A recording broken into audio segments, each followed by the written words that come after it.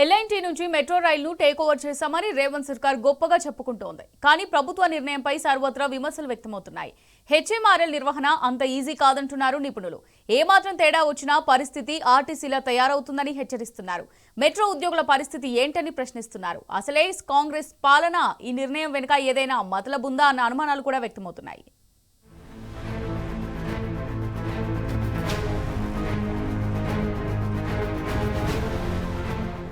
L&T నుంచి metro rail take over చేశామని సర్కార్ అలవోకగా అనేస్తుంది. కానీ అదంతా ఈజీ కాదన్న వాదనలు వినిపిస్తున్నాయి. హెచ్ఎంఆర్ఎల్ ను మరో ఆర్టీసీ చేయడం మినహా దాని నిర్వహణ ప్రభుత్వంతో అయ్యే పని కాదన్న విమర్శలు వినిపిస్తున్నాయి.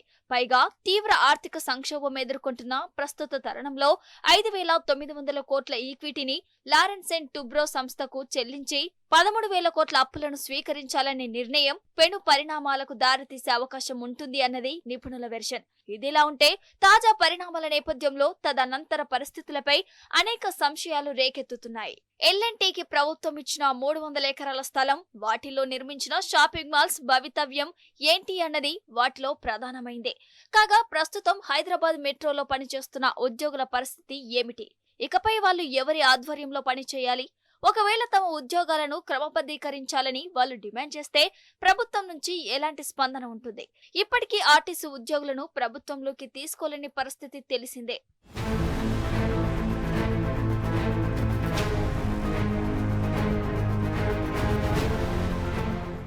లారెన్స్ అండ్ టుబ్రో సంస్థ మెట్రో రైల్ నిర్వహణ తన వల్ల కాదని చేతులెత్తేయడమే ప్రభుత్వ చేతగానితనానికి ఉదాహరణ అన్నది అపప్రద.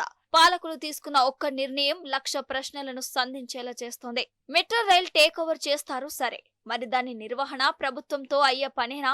ప్రైవేటు సంస్థ ఆధ్వర్యంలో సజావుగా అత్యంత సౌకర్యవంతంగా సాగిన మెట్రో నిర్వహణను అంతే సవ్యంగా ముందుకు తీసుకెళ్లే సత్తా, నైపుణ్యం ప్రభుత్వానికి ఉన్నాయా?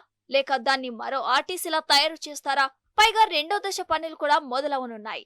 మొదటి దశ నిర్వహణ ఒకరి చేతిలో, రెండో దశ నిర్వహణ మరొకరి చేతిలో పెడితే సమన్వయం కుదరదు.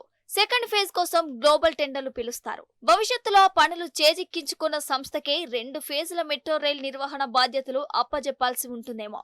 అంటే ఇప్పటికిప్పుడు కొత్త సంస్థకు నిర్వహణ బాధ్యతలు అప్పజెప్పడం కుదరదు. అలాంటప్పుడు ప్రభుత్వం ఈ హడావిడి నిర్ణయం ఎందుకు చేసినట్లు? ఎలాంటి ట్రాఫిక్ బాదరబందీ లేకుండా మెట్రోలో హాయిగా నిశ్చింతగా ప్రయాణం చేసిన కమ్యూటర్స్ పరిస్థితి ఏమిటి? ఇకపై వాళ్లకు అదే స్థాయిలో సేవలు అందుతాయా అన్న ప్రశ్నలు తలెత్తుతున్నాయి.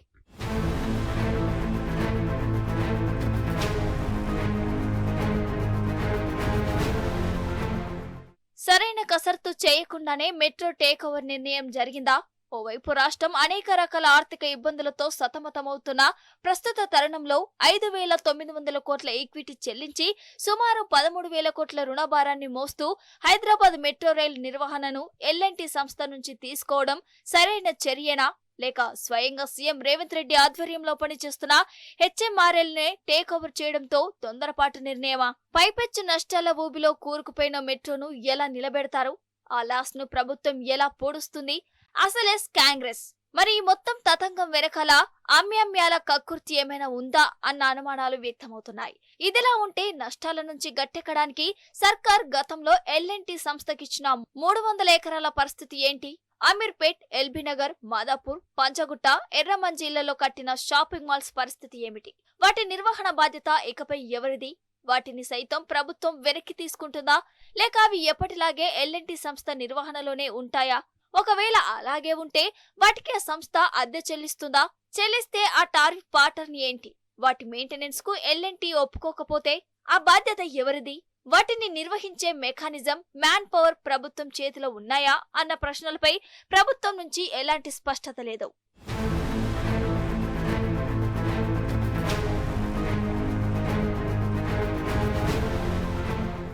మెట్రో రైల్ నిర్వహణ ఒకెత్తైతే మెట్రో రైలు నిర్వహణలో విధులు నిర్వర్తిస్తున్న సిబ్బంది అంశం మరో ఎత్తు. లోకో పైలట్లు, సిగ్నలింగ్ వ్యవస్థ నిర్వహణ, నిత్యం పరిపాలన అంశాలలో తలమునకలయ్యే స్టాఫ్, ఇతర మేనేజ్మెంట్ అధికారులు, సెక్యూరిటీ సిబ్బంది, ట్రాక్మెన్, టికెట్, ఎంక్వైరీ కౌంటర్లలో పనిచేసే ఉద్యోగుల పరిస్థితి ఏంటి? వాళ్ళు సొంతంగా పని చేయాలా లేక హెచ్ఎంఆర్ఎల్ కిందే విధులు నిర్వర్తించాలా? ఎవరి ఆధ్వర్యంలో పని చేయాల్సి ఉంటుంది? ఒకవేళ తమను ప్రభుత్వంలోకి తీసుకొని తమ ఉద్యోగాలను క్రమబద్ధీకరించాలని మెట్రో ఉద్యోగులు అంతా కోరితే పాలకుల స్పందన ఏమిటి? ఇప్పటికే ఆర్టీసీ అంశం ఎటూ తేలకుండా త్రిశంకు స్వర్గంలో ఉంది. రేపు మెట్రో ఉద్యోగులకు సైతం అలాంటి దుస్థితే దాపురిస్తే ఎలా అన్న అనుమానాలు వ్యక్తమవుతున్నాయి.